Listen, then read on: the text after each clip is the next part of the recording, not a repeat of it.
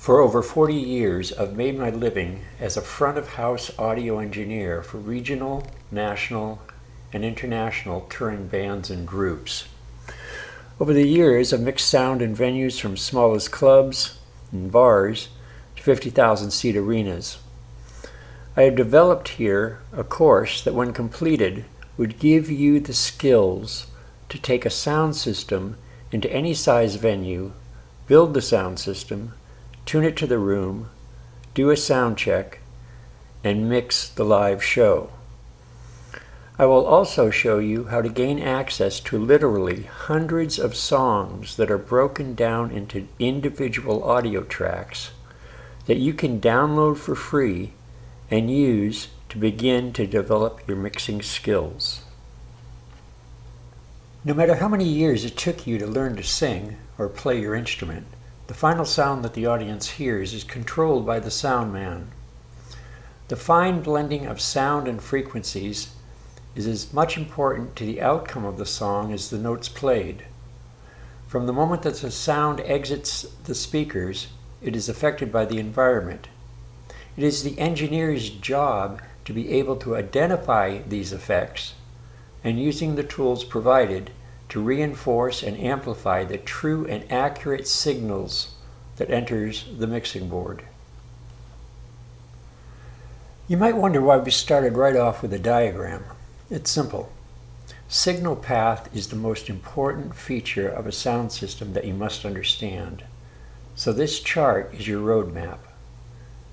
We will detail each item above later in the chapter. For now, study this chart. Briefly, starting at the top left, a signal enters the mixing board. This could be a microphone, tape deck, drum machine, or anything else that produces an audio output and that has some type of audio output connectors. The mixing board boosts the signal and then applies alterations to the signal in such ways as equalization, tone control, effects, delay, reverb. The box at the top right represents the effects racks, external electronics that can be plugged into the mixing board and assigned to any audio signal passing through the board.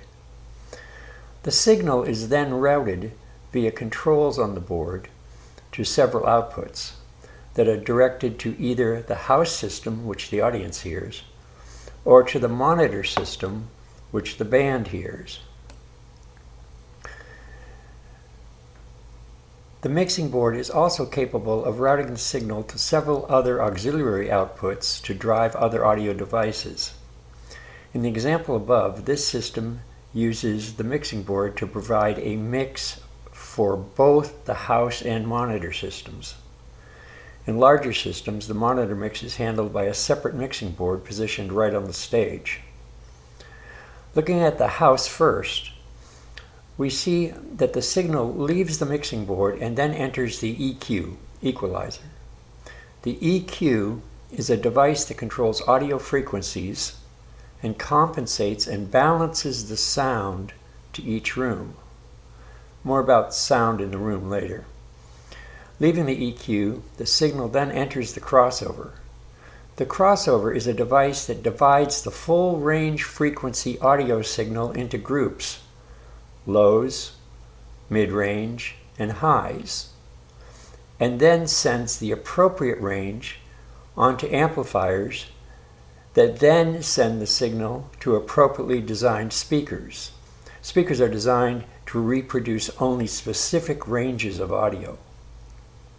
The monitor side of the signal follows the same path out to its EQ and crossover, and then on to the amps and monitor speakers the band uses to hear on stage. But before we can run right out and rock, we need to understand the basics. We need to know things like, what is sound? How is it produced? What effect a room has on the sound? And what effect our electronics have upon it? And much, much more. So let's begin.